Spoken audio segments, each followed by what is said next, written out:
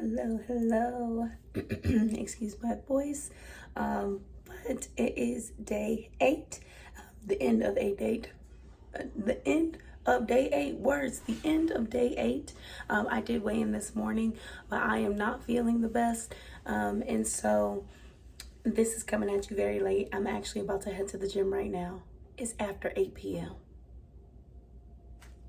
It's all right. At least today is only cardio, so not too crazy. Anyway, we weighed in this morning at 273.8, so we are down 0.7 pounds from yesterday, and that is where we are. I'm happy to see it go back down. As you can tell by what I just said, saying 273.8, we did not make it to that goal of hitting the 260s by today. And that just is what it is. We gonna get there eventually. We're gonna get there before this month is over. So that is where we are. But I did want to come in and talk a little bit more about scales because my voice is not all the way there. And I do need it to be all the way there. I can't talk at length the way I would like, and because I do need to go into that gym, but I am going to talk about it. So we started yesterday talking a bit about scales, and I mentioned that I use a scale that has like all the extra bells and whistles. It's a smart scale. I like to use a smart scale because I am one of those people who for many years, like I mentioned yesterday, was afraid of the scale. I was completely afraid of it. And when you're afraid of the scale, that in particular is going to be a big way for you to just keep packing on the pounds if you're someone on a weight loss journey, because most of the time we're giving so much power to what we see in that number, that we're easily swayed by it. And when you're easily swayed by it, you turn to food. And that is just what I found to be true for me. Now, if you are someone who is employing other ways of tracking your progress, you're probably not going to run into this issue. But most of us don't start with those other ways. Most of us don't start by saying, I'm only going to measure myself, or I'm only going to have like a pair of pants that I use, or a shirt, or pictures, or videos. Most of us start with the scale because that's the most mainstream way for people to track what size they are. So most of us, especially if you are on a weight loss journey because you've been big almost your entire life, we're accustomed to the scale. And that is the first thing that we go to. And that is the thing we have had years and years of building up a fear of. I mean, how many times have you gone to the hospital, had an appointment at 2 p.m. and wouldn't eat until after your doctor's appointment? You can be honest. This is a safe space. You know how many times I was starving myself because I knew that I was stepping on the scale at the doctor's office later or some point in that day. And then when I got old enough to start really making my own appointments, like steadily the way I should have been doing in the first place. But when I was able to do that, I started making them earlier in the day so that way I wouldn't have to wait so long in the day to eat. I'd be like, oh, that's fine. I'll just not eat in the morning. And then I go have my doctor, and then they'll see my smallest weight. And then I'll go ahead after that, and we, go about our day. And eventually I got sick of it. I got sick of giving all this power to the scale. Now, unfortunately, that wasn't until after I had gotten up to 341.8 pounds. But now I'm in that headspace. And I encourage so many people to do the same thing. And I think it's really helpful for you to get a smart scale to help you do that. And the reason why I say a smart scale, it could be any kind. I'm not here to sell you nothing. Any kind of smart scale will do.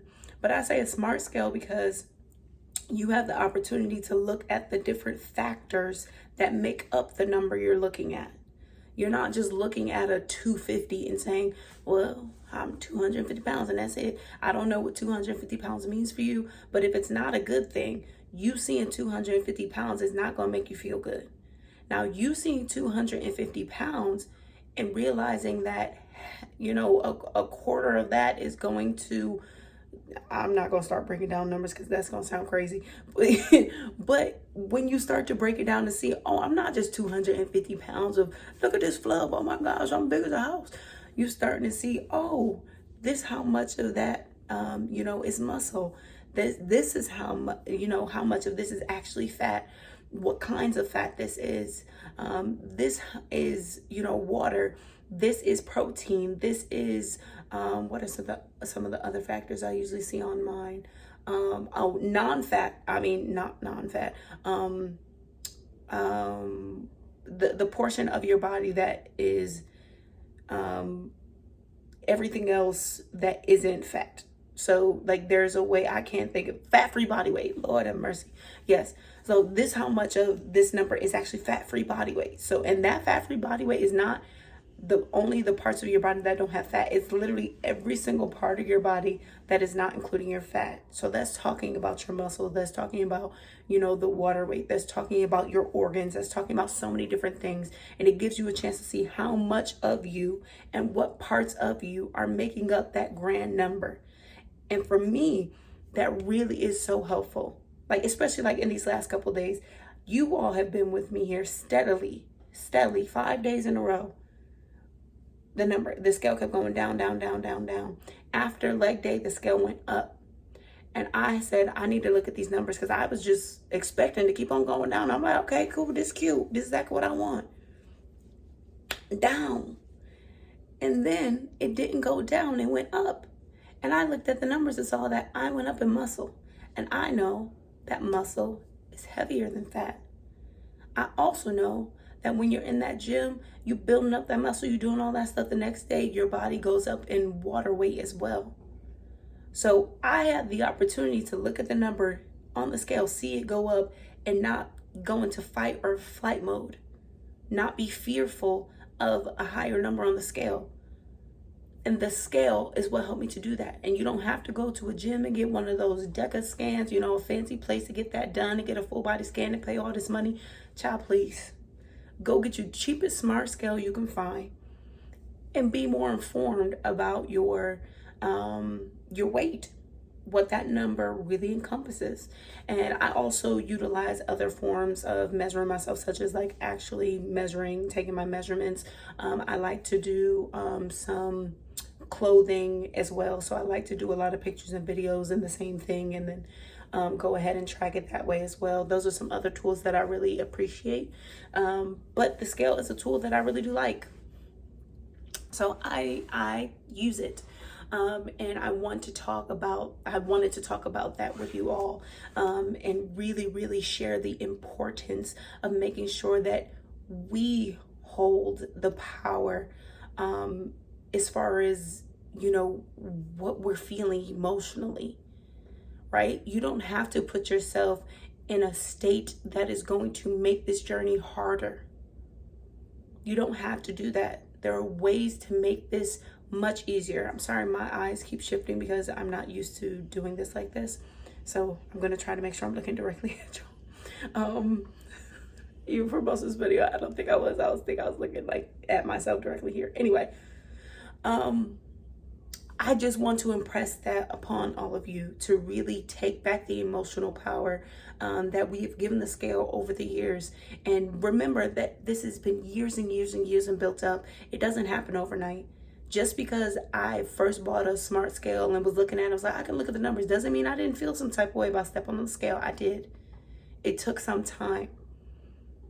Trust me, there was a long time where there was no way I was going to be able to step on the scale every single day. There's no way. Because I would have freaked out the minute that the scale went up. I would have been like, oh, it's over, whatever, I'm doing all this for nothing, blah, blah, blah. Trust me, it takes time. But that's okay, because it took you time to get here. You didn't just wake up one day overweight. You didn't just wake up one day obese. Okay?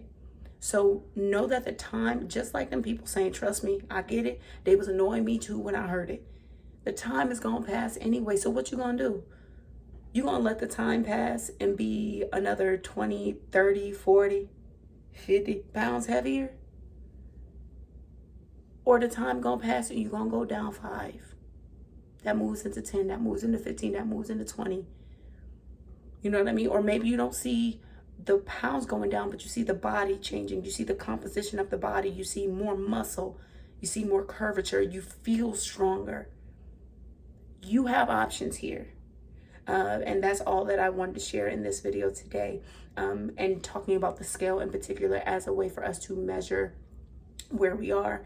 I think that's all I have to say about that.